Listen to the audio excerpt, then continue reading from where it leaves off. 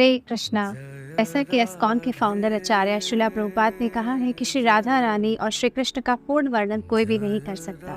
कुछ ना कुछ प्रमाणिक संदर्भों को सुनकर ही श्रीमती राधा रानी की महिमा का थोड़ा सा ज्ञान हो सकता है, परंतु वह भी पूर्ण नहीं है। तो आज की इस वीडियो में हम श्रीमती राधा रानी के प्राकट्य महोत्सव पर, जो इस साल 23 सितंबर 2023 को है, उसी के उपलक्ष्य में श्रीमती राधा रानी के प्राकट्य और उनकी महिमा का गुणगान करने का प्रयास करेंगे। तो बने रहे इस वीडियो में अंत तक।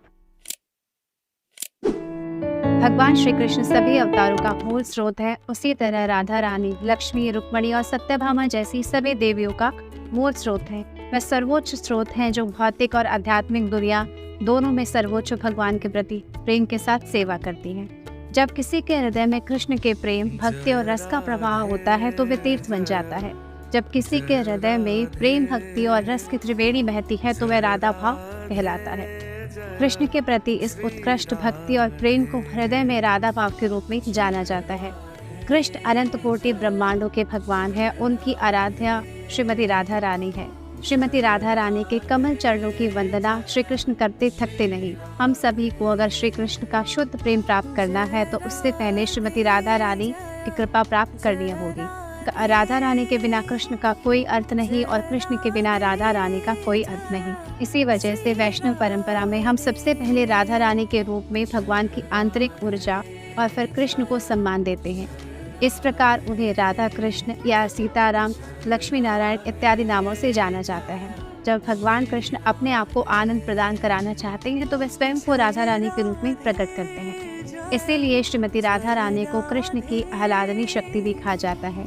कृष्ण और राधा रानी में कोई भेद नहीं। इस प्रकार कृष्ण तत्व को राधा तत्व के बिना कोई नहीं जान सकता, उसी प्रकार राधा तत्व को कृष्ण तत्व के बिना कोई नहीं जान सकता।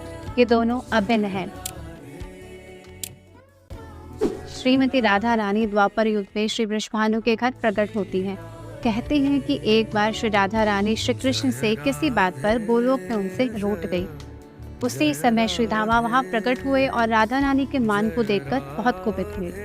राधा रानी का मान उनके लिए असहनीय हो गया था, इसीलिए उन्होंने श्री राधा रानी को काफी भला बुरा कहा। इसी बात से कुपित होकर श्रीमती राधा रानी ने श्री धामा से कहा, तुम मेरे हृदय को संतप्त करते हुए असुरों की भांति कार्य कर रहे हो, अतः तुम असुर योनि को प्राप्त। श्रीमती राधा रानी के इस श्राप से श्रीधाम कांप उठे। बोले, गोलोकेश्वरी, तुमने मुझे श्राप से नीचे गिरा दिया है। मुझे असुर योनि प्राप्ति का कोई दुख नहीं है, पर मैं कृष्ण के वियोग को कैसे सहन करूंगा। इस वियोग का तुम्हें भी अनुभव करना होगा। तुम भी द्वापर युग में श्री कृष्ण के अवतरण के समय तुम भी अपनी सखियों के साथ गोप कन्या के रूप में जन्म लोगी और कृष्ण से विलग रहोगी। श्रीधाम की इस बात को सुनकर श्री राधा को अपनी त्रुटि का आभास हुआ और वह भय से व्याकुल हो उठी। तब लीलाधारी श्री कृष्ण ने उन्हें सांत्वना दी और कहा, हे देवी, यह शाप नहीं अपितु वरदान है। अब हमारा पृथ्वी पर अवतरण लेने का समय आ गया है। राधा रानी ने उत्तर दिया कि यदि वृंदावन धाम, गोवर्धन और श्री यमुना जी नहीं होंगी तो मैं वहाँ नहीं जाऊंगी। यह सुनकर भगवान ने उत्तर दिया कि मुझे यह पता था, इसीलिए मैंने पहले से ही वृंदावन धाम, गोवर्धन और यमुना जी का कुछ हिस्सा भौतिक जगत में प्रकट कर दिया है। तब राधा रानी ने उत्तर दिया कि जब तक मुझे पृथ्वी पर आप अपने श्रीमुख का दर्शन नहीं देंगे तब तक मैं ना तो किसी को देखूंगी, जब तक आपकी मधुर वाणी को मैं ना सुनूं तब तक मैं किसी अन्य के वाणी को अपने कानों में प्रवेश करने नहीं दूंगी और ना ही मैं आपके सिवाय किसी से कुछ कहूंगी। तो इसी प्रकार श्रीमती राधा रानी के प्राकट्य की भूमिका गोलोक धाम में बनाई गई थी। यह कहानी उस समय की है जब नंद बाबा और माँ यशोदा नंद गांव में निवास करते थे और वृषभानु और कीर्तिदा बरसाना में रहते थे। दोनों परिवार एक दूसरे के बहुत करीबी थे और घनिष्ठ मित्र थे। उस समय दोनों दंपति को संतानों की प्राप्ति नहीं हुई थी, इसीलिए नंद बाबा और महाराज वृषभानु ने पवित्र नदी यमुना के किनारे बसने का निर्णय लिया। उनका विश्वास था कि यमुना महारानी बहुत ही कृपालु है, इसीलिए उनके किनारे रहने से उन्हें निश्चित था कि संतान के आशीर्वाद प्राप्त होगा। इस प्रकार नंद बाबा गोकुल की पवित्र भूमि पर और महाराज वृषभानु रावल में निवास करने लगे। बाद में कृष्ण भाद्रपद माह के शुक्ल पक्ष की अष्टमी तिथि को प्रकट हुए। हम उस महत्वपूर्ण दिन को जन्माष्टमी के रूप में मनाते हैं। भाद्रपद माह की अष्टमी तिथि को वृषभानु महाराज भोर के समय तालाब पर स्नान करने के लिए गए, जिसे अरुणोदय बेला के नाम से जाना जाता है। उन्होंने एक चमकदार प्रकाश आते हुए देखा। वह तृप्तिदायक प्रकाश उनकी आंखों को प्रसन्न कर रहा था। जब श्री वृषभानु उस प्रकाश के पास गए तो उन्होंने उन सुनहरी प्रकाश किरणों को एक चमकते हुए कमल से आते हुए देखा।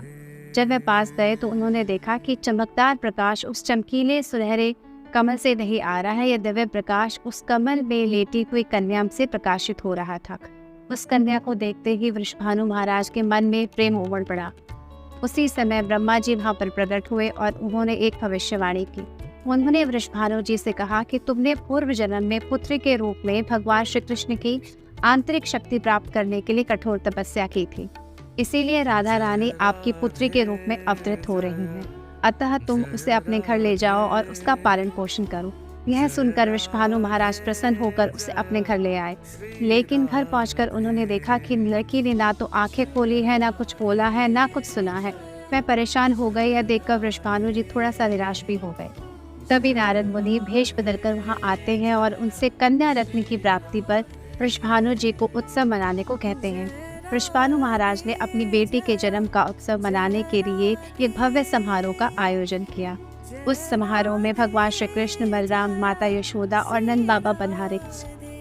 इस प्रकार नंद महाराज और माँ यशोदा को श्री कृष्ण पुत्र के रूप में प्राप्त हुए और वृषभानु महाराज और कीर्तिदा को श्रीमती राधा रानी पुत्री स्वरूप प्राप्त हुए। राधा रानी के प्राकट्य उत्सव पर सभी लोग वाद्य यंत्र बजा रहे थे। सभी अतिथियों का स्वागत गंध, माखन और मिश्री से किया गया था। लोग गीत गा रहे थे और नए नए वस्त्र पहनकर नृत्य कर रहे थे। हर कोई वृषभानु की बेटी की एक झलक पाने के लिए उत्सुक नजर आया। सभी अतिथियों को विभिन्न स्वादिष्ट व्यंजन परोस। उत्सव में हर कोई अपने काम में लगा हुआ था। तभी बालक कृष्ण घुटनों के बल चलना सीख गए थे। तो बाल कृष्ण घुटनों पर रेंगते हुए राधा रानी के पालने के पास गए, जिसमें वह लेटी हुई थी। उसे पकड़कर खड़े हो गए और राधा रानी की ओर अपनी दृष्टि डाली। उन्हें स्पर्श किया। से ही उन्होंने अपने कमल रूपी हाथों से राधा रानी का स्पर्श किया। राधा रानी ने अपनी आंखें खोल दी और राधा रानी की किलकारी सुनकर सभी लोग खुशी से झूम पड़े। वृषभानु महाराज और कीर्तिदा की खुशी का ठिकाना नहीं रहा। जब पता लगा कि उनकी पुत्री देख सकती है, मधुर स्वर में बोल सकती है और साथ में सुन भी सकती है। कृष्ण को शक्तिमान और राधा रानी को शक्ति कहा गया है। कृष्ण और राधा एक ही हैं, एक मन, एक बुद्धि, एक हृदय, एक आत्मा, सब कुछ एक। हम यह नहीं कह सकते कि राधा रानी और कृष्ण किसी तरह से भी अलग हैं। वृषभानु नंदिनी राधा रानी की भक्ति बहुत ही सरल है। श्री राधा नाम का स्मरण, जप या भजन कर लेने मात्र से ही प्राणी का निश्चित ही उद्धार हो जाता है। हमारे जीवन का मुख्य उपदेश परम भगवान श्री कृष्ण के चरण कमलों के प्रति समर्पण करना है।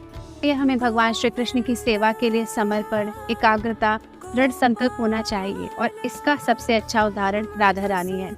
लोगों को राधा रानी के प्रेम और भक्ति को दिखाने के लिए भगवान श्री कृष्ण स्वयं 500 साल पहले इस पृथ्वी पर श्री चैतन्य महाप्रभु के रूप में प्रकट हुए।